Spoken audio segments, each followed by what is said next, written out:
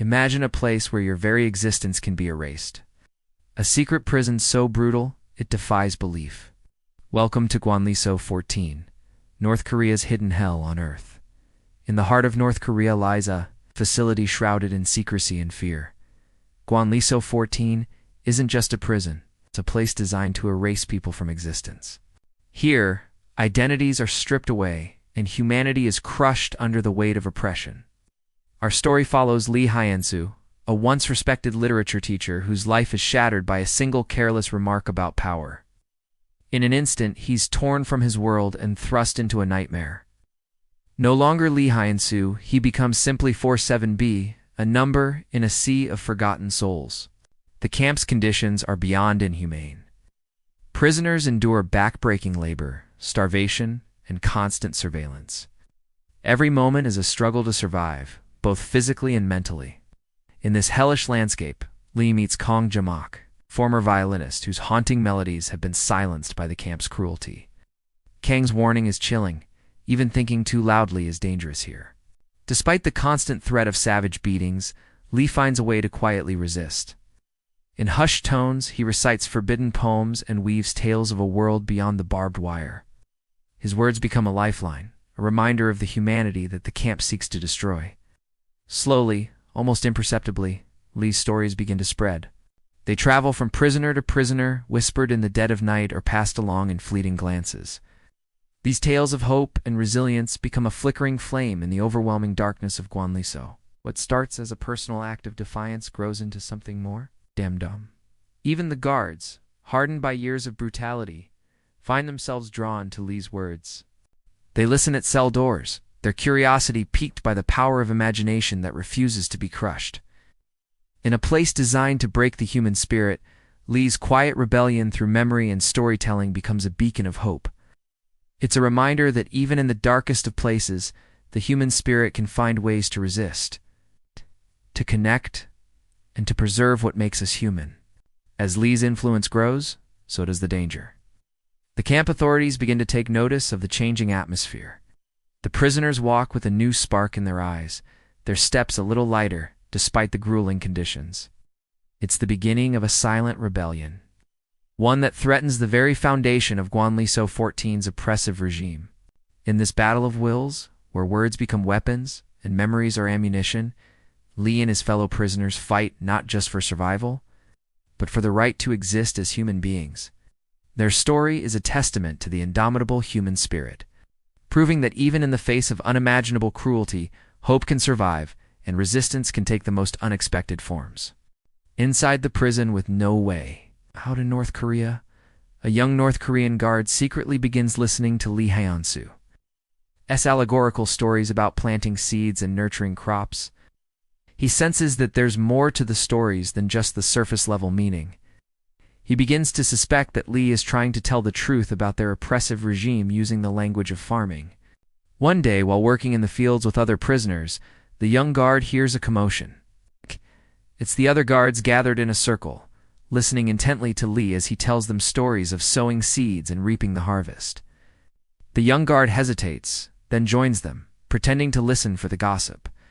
But as he does, he notices something strange. Even the other guards are like prisoners, confined by the regime, unable to speak their minds. From that day on, the young guard becomes Lee's accomplice, helping to spread his stories throughout the prison. Prisoners from all over the camp start gathering in the fields to listen to Lee's stories, finding strength and solidarity in his words. But their covert rebellion does not go unnoticed. One day, a high-ranking officer overhears Lee telling a story about a farmer who outwits a greedy landlord. The officer, enraged by Lee's defiance, orders him to be locked up in the solitary confinement cell. The next day, the entire camp is assembled. The officer announces that a traitor has been found and will be dealt with severely. He warns everyone to stay away from Lee, threatening that anyone who listens to his stories will be punished as well. Despite the threat, the young guard continues to visit Lee in his cell, bringing him food and water. He refuses to let the regime break their spirits. However, Kang Jae-mak, one of the prisoners who often listens to Lee's stories, suddenly disappears. The young guard learns that he has been taken away for questioning. Fearing that the same will happen to him, the young guard becomes more cautious. One day, Lee is taken away as well. The young guard, heartbroken and afraid, hides in the solitary confinement cell, mourning his friend. But as days turn into weeks, he notices small changes in the camp. Prisoners have started leaving notes and messages hidden in plain sight, as if waiting for something to happen. The young guard realizes that Lee's stories have already taken root, and that a secret rebellion is stirring among the prisoners. A rebellion not of weapons or violence, but of memory, courage, and hope. Despite the oppressive regime, the prisoners have found a way to connect with each other and with themselves, and they are waiting for the right moment to make their move. Now, this is a story that needs to be told. Please subscribe for more updates. Inside the prison with no way out in North Korea, when Lee arrived at Gwanliso 14, he found out there was no way to get in touch with the outside world. Phones were confiscated and all incoming and outgoing mail was heavily censored. But as time went on, he uncovered a secret resistance network hidden inside the prison. They communicated through symbols drawn on pieces of paper or by pretending to cough, and each night they held an underground meeting in the courtyard. There they would discuss their plans for the future and try to keep hope alive. The most important person in this secret group was a woman named Sojan. She was in charge of smuggling information in and out of the prison. She was also the one who informed Lee that there was a secret weak point in the prison-esque structure. It was an air vent in one of the guard towers that had been covered up with a false wall. According to Soyin, that air vent could lead to freedom if you knew where to look. Lee soon learned that escaping wasn't the ultimate goal of this secret group. Their main objective was to smuggle out a written record of what was happening inside Gwanliso 14. They wanted to tell the world the truth about the prison and its brutal conditions. Soyin explained to Lee that the prison authorities knew about the escape tunnel and had actually created it themselves. It was just one of the many ways they used to lure in unsuspecting victims like Lee. But she said there was still a chance that someone might be able to get in and out without being caught. All it would take was a lot of luck and some very specific supplies. Wine gave Lee everything he needed to pull it off. Secretly, Lee began writing down his experiences in the prison. He used ash from the crematorium to make his first move. He rubbed the ash on pieces of cloth and hid them in his clothing. Then he started writing with rice. He ground the rice into a powder and mixed it with water to make a paste. He used the paste to write down his thoughts and experiences on pieces of cloth. Finally, when he ran out of rice, he started using his own blood. He cut himself and let his blood drip onto the clothes. This is how he created the record of Gwanliso 14. After finishing the first draft, he handed the clothes over to Soyin.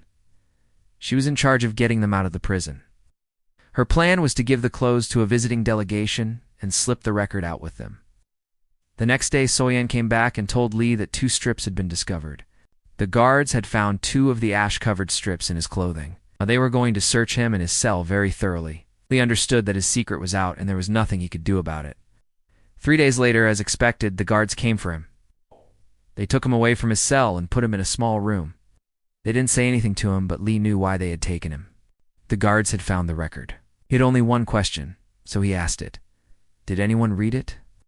One of the guards slowly nodded his head. Lee was then dragged out of the room and taken to an unknown location. Years after escaping North Korea, Lee would think back to that moment. When he asked if anyone had read the record, he was unsure if the guard was confirming that the story had gotten out or if he was simply stating a fact. Either way, Lee knew that his story had begun to survive. That gave him hope to keep pushing forward. He was determined to escape Gwanliso 14 and share his story with the world. If you want to hear more stories like this one, please stay tuned. We will continue sharing stories from people who have escaped North Korea and other dangerous situations. Thank you for watching. Please like and share this video. The door to the solitary confinement cell in North Korea's infamous prison with no way out slammed shut with a resounding clang, effectively severing any hope of communication between inmate Lee Hyun-soo and the outside world. It was here in this underground labyrinth that the true extent of his punishment was carried out, hidden from the eyes of the world. What did they do to him? Before we continue, please take some time to subscribe, like this video, and share it with your friends. This helps us a lot. The officer with the limp approached Lee, his face a mask of grim determination. He motioned for Lee to stand up. The inmate did as he was told, his legs shaky after months of confinement. The officer, without a word, began to inspect Lee's person. his gaze sharp and unrelenting. It was a perfunctory check for contraband, a formality before the real interrogation began. They dragged him to a secret underground room. The walls were bare, devoid of any furniture except for a single chair facing the door. The only light source was a harsh bulb hanging from the ceiling, its brightness blaring in the confined space. The officer gestured for Lee to sit down. He didn't need to be told twice. "Lee Hyun-soo," the officer began, his voice echoing in the small room. "Your confession is awaited. It wasn't a request. It's an order." For hours, the officer questioned Lee, his questions relentless, his tone brooking no argument. He spoke of treason, of espionage, of crimes against the state, all of which Lee vehemently denied. As the night wore on, Lee's resolve began to waver. The officer was a relentless predator, his questions designed not just to extract information, but to break a man. Yet Lee held firm, choosing to endure the physical and mental torment rather than betray the secrets entrusted to him. But the officer had a trick up his sleeve. He brought out photographs, pictures of Lee's family, his wife and children, their smiling faces, a stark contrast to the grim surroundings. The officer dangled them in front of Lee, a carrot on a stick, to lure the steadfast inmate. The next morning, the other prisoners were led out for their daily work detail, their steps heavy with resignation. As the door to the solitary confinement cell was opened, the sight that greeted them was a testament to the resolve of one man. Lee Hyun-soo was seated in the corner, his back against the wall, his eyes closed in a peaceful expression. Beside him was an empty chair. It was as if in that brief moment, the oppressive weight of the prison had lifted. He disappeared without a trace. His written testimony, however, did not. Smuggled out of the prison in pieces, it eventually made its way to the outside world, where it became the cornerstone of exposing the dark secrets of the prison. Within the camp's barbed wire confines, his stories lived on. Whispered words carried on the wind, secret symbols carved on walls, and hidden scraps of fabric all served as reminders of a man who refused to be broken. Years later, his name resurfaced in Seoul, a ghost from the past echoing in the bustling streets of the South Korean capital. A human rights lawyer mentioned him in a court proceeding, his words echoing the sentiments of many. Though Lee Hyun-soo's physical presence might have been erased from the prison's records, his spirit lingered, a testament to the enduring power of truth. His story, once suppressed, was now resurfacing, reminding the world of the cost of freedom and the courage of one man who paid the ultimate price. Hidden cameras revealed the truth of what happened inside the prison, bringing it to the attention of the whole world. The international community was shocked, outraged, and saddened by the inhumane treatment of the prisoners. Its truth had set them free. But what happened to the officers involved in the abuse? Justice was swift and severe. The officers, including the one with the limp, were identified and arrested. They faced international tribunals, the full weight of international law brought against them for their actions. The prison itself was a testament to their cruelty, serving as evidence of their heinous acts. As for Lee Hyun-soo, his legacy lived on. He became a symbol of resistance, a beacon of hope in a world where truth had the power to overcome even the most oppressive of regimes. His name, once silenced, was now a rallying cry. It's a reminder that in the face of tyranny, one man's truth could set countless others free. Thank you for watching. Please share your thoughts in the comment section below. And if you liked this story, be sure to subscribe so you never miss an update.